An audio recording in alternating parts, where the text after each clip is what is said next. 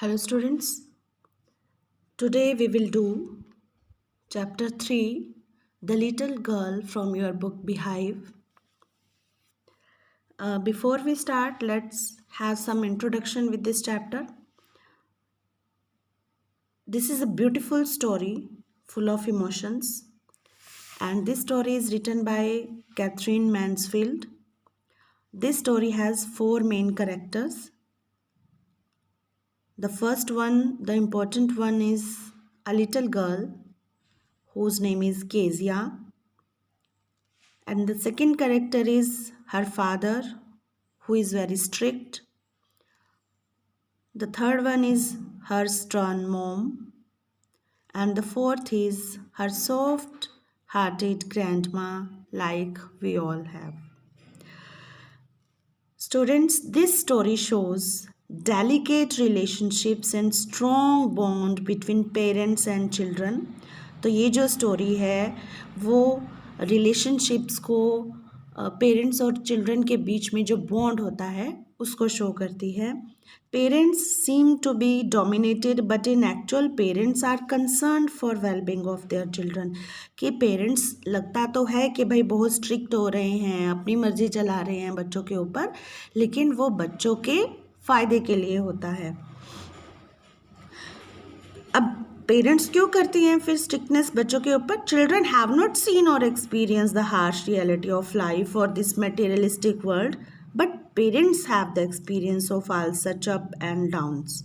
कि बच्चों ने लाइफ थोड़ी देखी है, बच्चों को एक्सपीरियंस ही नहीं होता, लेकिन पेरेंट्स को जो प्रॉब्लम्स आने वाली हैं लाइफ में उनका एक्सपीरियंस होता है, इसीलिए वो अपने बच्चों को ट्रेन करना चाहते हैं फ्यूचर के लिए. Some young children tend to interpret their strict behaviour in a negative way.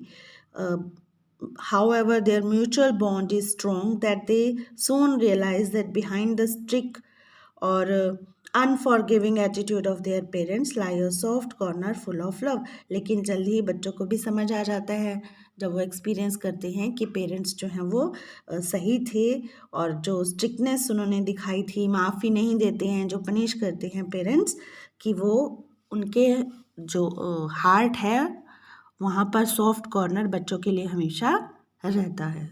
So let's read.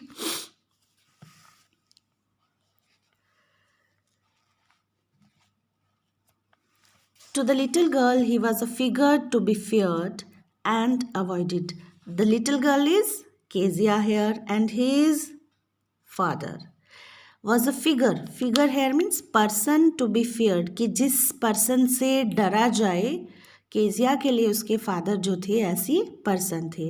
And avoided, जिनको कि वो हमेशा अवॉइड करना चाहती थी. Every morning before going to work he came in to her room and gave her a casual kiss. तो हर सुबह काम पर जाने से पहले वो रूम में आते थे केजिया के और उसको प्यार करते थे. To which she responded with goodbye father, और उसको वो रिटर्न बैक कैसे करती थी? फादर उसको किस करते थे और वो उनको गुड बाय विश करती थी. And oh, there was a glad sense of relief when she heard the noise of the carriage growing fainter and fainter down the long road. लेकिन आपके पेरेंट्स आपसे दूर होते हैं तो कैसी फीलिंग आती है? आपको बुरा लगता है? यस. लेकिन जिनके पेरेंट्स बहुत स्ट्रिक्ट होते हैं उनको क्या लगेगा? लाइक केजिया क्या कह रही है? Kezia has a feeling of relief, कि वो कंफर्ट फील करती थी जब उसको आवाज़ आती थी कि कैरियर्स जो है, जो गाड़ी उसके फादर को लेके जा रही है, उसकी आवाज़ फेंट होती जा रही है, लो होती जा रही है. इट मीन्स उसके फादर जो है वो दूर चले गए हैं घर से, तो उसको रिलीफ फील होता था. What do you think? Is it right? No. In the evening when he came home, she stood near the staircase and heard his loud voice in the hall. Bring my tea into the drawing room. Hasn't the paper come yet? Mother, go and see if my paper's out there and bring me my slippers. तो evening में जब वो वापस आते थे तो वो staircase जो स्टेयर्स थी, सीढ़ियाँ थी, वहाँ पर खड़ी रहती थी और ऊंची सी आवाज़ उसके फादर की आ रही होती थी। कभी वो ड्राइंग रूम में चाय मंगवा रहे होते थे और कभी न्यूज़पेपर मंगवा रहे होते थे और उसकी मॉम को कहते थे कि जाओ और उसके लिए न्यूज़पेपर लेकर आओ, उसके स्लीपर्स लेकर आओ। Kezia, Mother would call to her, if you are a good girl, you can come down and take off father's boot. और मदर हमेशा स्टर्न बिहेवियर है मदर का।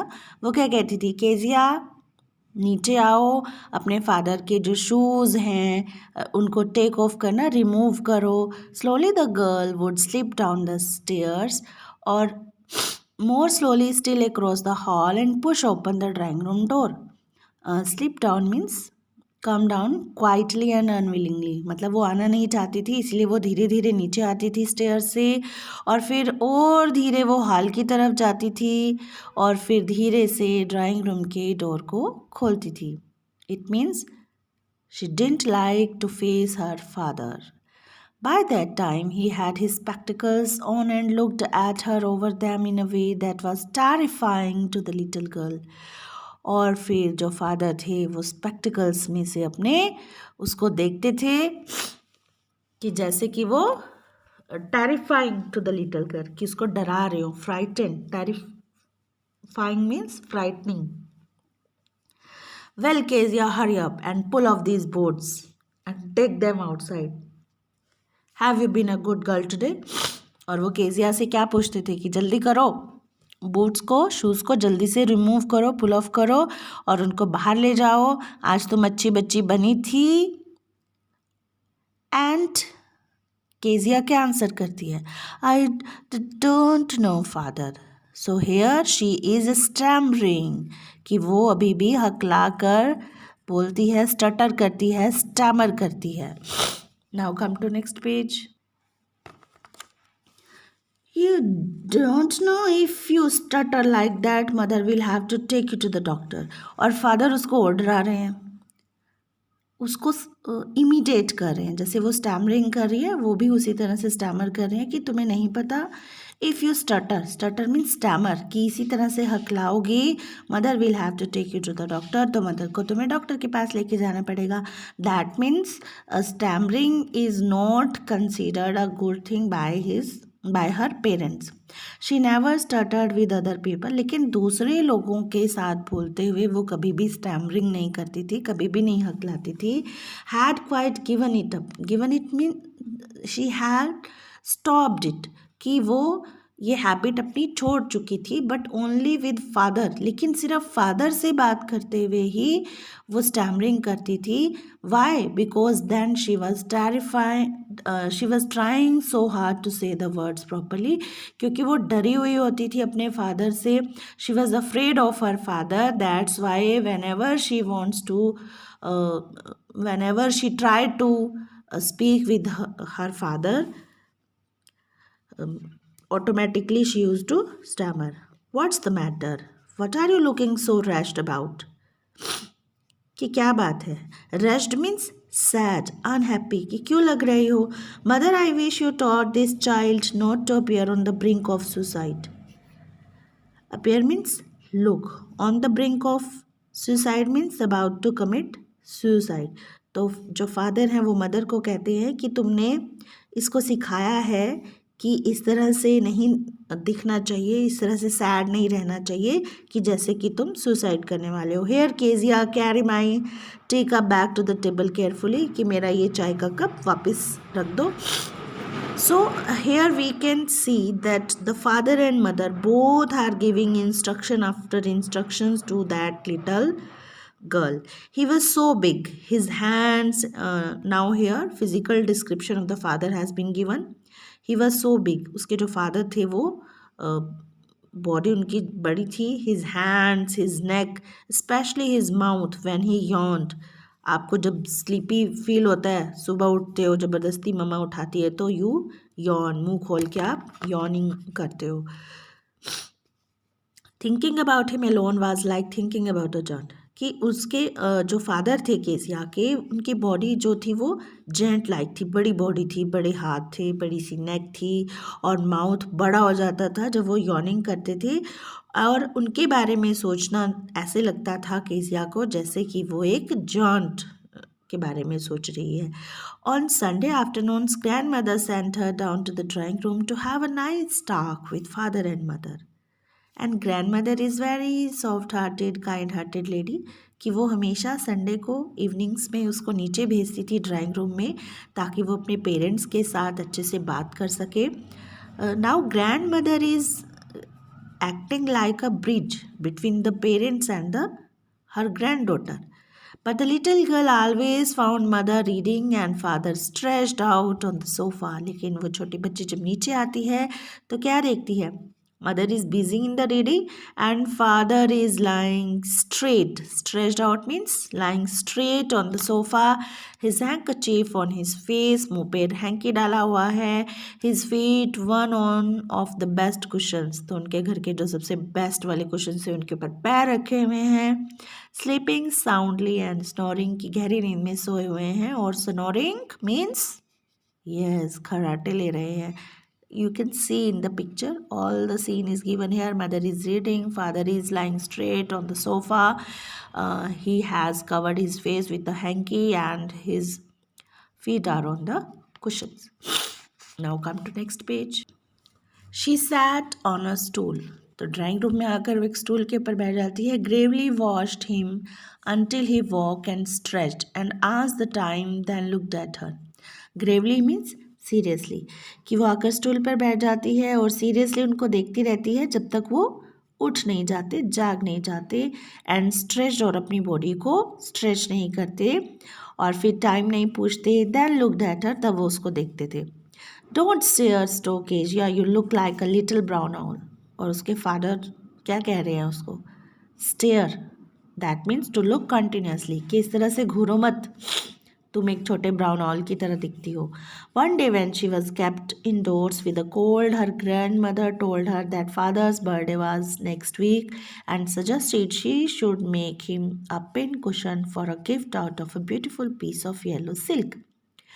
तो एक दिन जब उसको इंडोर ही रखा गया था क्योंकि कोल्ड हो रहा था उसको, तो ग्रैंड मदर ने उसको बताया था कि उसके फादर का बर्थडे जो है वो नेक्स्ट वीक है, और उसको सजेस्ट भी किया कि वो उसको एक पिन कुशन बना के दे as a gift.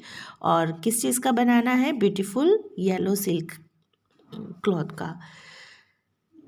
Laboriously with a double cotton, the little girl stitched 3 sides, but what to fill in it with? That was the question. तो बड़ी मेहनत करके, laboriously means with a lot of efforts, hard work करके उसने एक double cotton का 3 sides को stitch करके कुशन कवर वो प्रिपेयर करी है. लेकिन उसमें फिल क्या किया जाए, ये उसके सामने क्वेश्चन है. The grandmother was out in the garden. Grandmother outside garden में थी. And she wandered into mother's bedroom. Wandered means कि वो जो है went in to her mother's bedroom. By chance वो अचानक से अपनी मदर के रूम में पहुंच जाती है. To look for scraps. Scraps होते स्मॉल पीसीज ऑफ क्लॉथ्स और पेपर, कि कुछ पीसेस मिल जाएं उसको पेपर या क्लॉथ के जो कि उसमें वो फिल कर सके. On the bed table she discovered a great many sheets of fine paper. तो बेड के जो टेबल था साइड में, वहाँ उसने देखा कि बहुत सारे जो है शीट्स पड़ी हुई हैं पेपर की. गैदर्ड दैम, उनको कलेक्ट करती है. Tore them into tiny pieces, और उनको छोटे पीसेस में वो फाड़ लेती है. And stuffed her case, then sewed up the fourth side. और उनको वो स्टफ़ कर देती है, फिल कर लेती है अपने कुशन कवर में, और उसको स्यूड अप कर देती है, स्टिच्ड कर देती है फोर्थ साइड को भी वो. That night there was a hue and cry in the house. Father's great speech for the Port Authority had been lost. तो उस रात घर में जो था वो hue and cry, angry protest शुरू हो गया था. क्यों? क्योंकि फादर की एक स्पीच थी प्रिपेयर की गई जो कि उनको पोर्ट अथॉरिटी के लिए लिखी थी उन्होंने, वो गुम हो चुकी थी. Rooms were searched, servants questioned, finally mother came in to Kezia's room. तो सारे रूम में सर्च कर लिया गया था, सर्वेंट से इंक्वायरी भी कर ली गई थी. लेकिन वो स्पीच नहीं मिली थी। और फिर फाइनली मदर जो है वो केजिया के रूम में आती है। Kezia, I suppose you didn't see some papers on a table in our room. तो वो कह रही है कि उम्मीद करती हूँ कि तुमने वो पेपर्स नहीं देखे थे हमारे रूम में जो टेबल पर थे। Oh yes, she said. अब केजिया कहती है कि हाँ देखे थे। I tore them up for my surprise, कि मैंने उनको फाड़ दिया मेरे सरप्राइज के लिए। What? Screamed mother. Come straight down to the dining room this instant. This instant here means this moment. अभी के अभी सीधा नीचे आओ डाइनिंग रूम में, मदर चिल्लाती है। And she was drag down to where father was pacing to and fro, hands behind his back. और फिर उसको drag down means pulled with force, कि उसको ज़बरदस्ती खींच के लाया जाता है, जहाँ पर उसके फादर जो थे, pacing means moving, to and fro means here and there, कि जहाँ उसके फादर इधर उधर मूव कर रहे थे अपनी बैक साइड पर हाथ रखे हुए। वेल ही सेड शार्पली, तो तेजी से बोलते हैं। अच्छा, मदर एक्सप्लेन, मदर पूरी बात एक्सप्लेन करती है। He stopped and stared at the child, और वो फिर जो मूविंग कर रहे थे वो रुक जाते हैं और बच्चे को कंटिन्यूसली देखते हैं। डिड यू डू दैट, तुमने किया? नो, शी विस्पर्ड, बड़ी धीरे सी आवाज़ आती है कि नहीं। Mother go up to her room and fetch down the damn thing. Damn thing here is the cushion cover. Fetch down means to bring down, कि उसको लेकर आओ नीचे।